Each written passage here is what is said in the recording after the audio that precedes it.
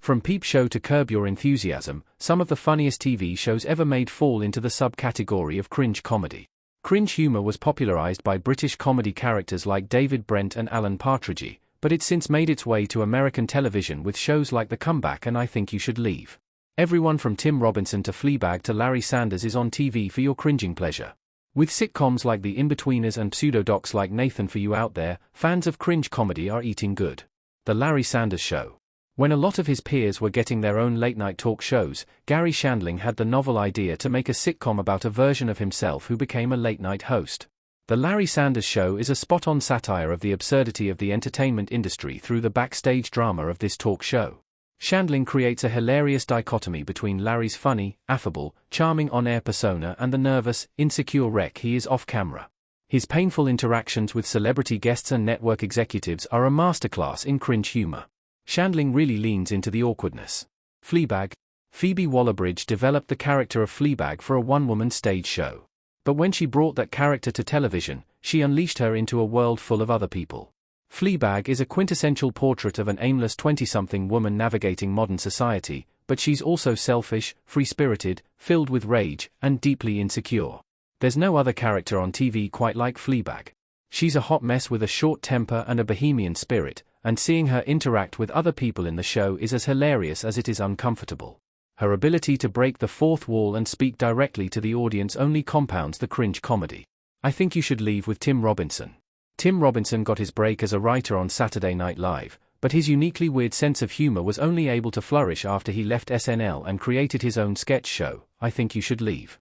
Robinson's best ideas are much too dark, twisted, and offbeat to work on SNL, but they work a treat in his own show.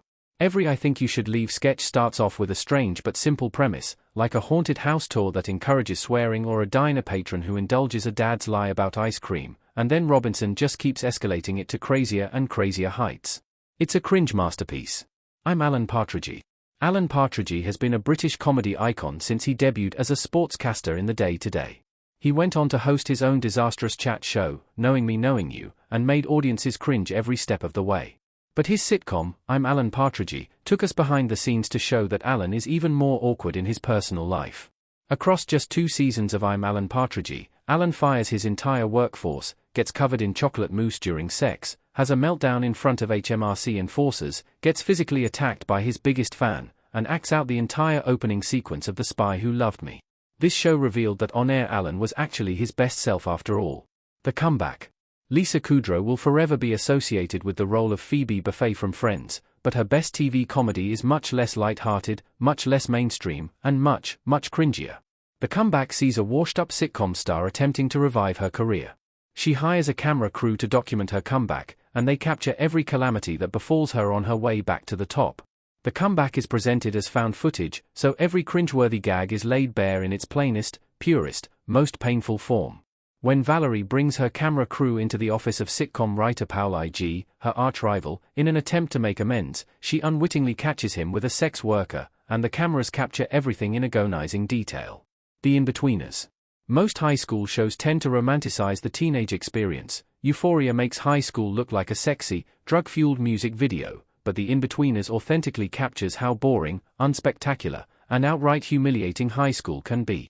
At a time when Skins was sensationalizing teenage life on British television, The Inbetweeners came along with a much more realistic take. Will, Simon, Jay, and Neil are the most relatable teenagers on television.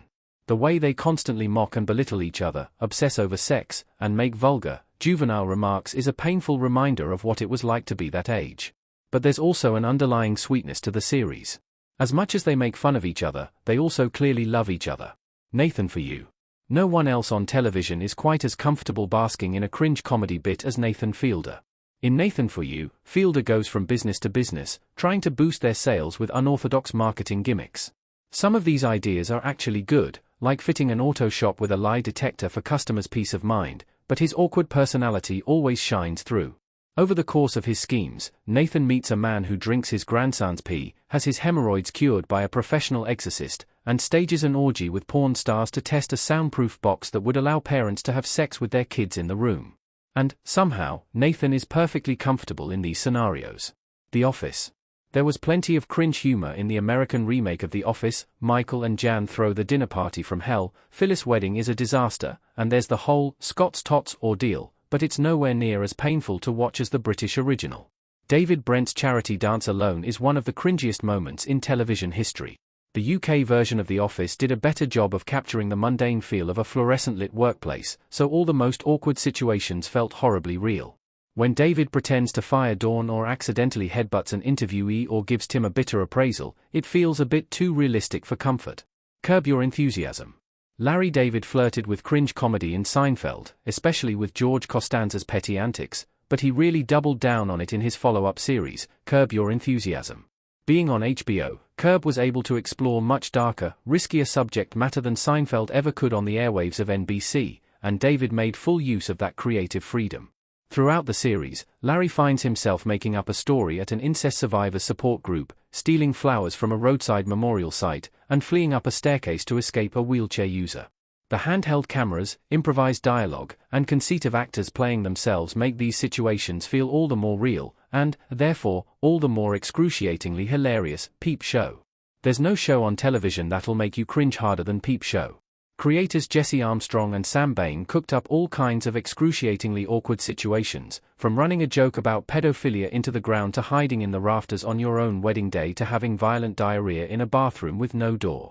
Just these scenarios are uncomfortable enough, but the ingenious way the series is shot makes them even more uncomfortable. Every episode is shot from the point of view of the characters, so it puts the audience right in their shoes, experiencing the embarrassment firsthand. No other cringe comedy is quite as agonizingly immersive as Peep Show.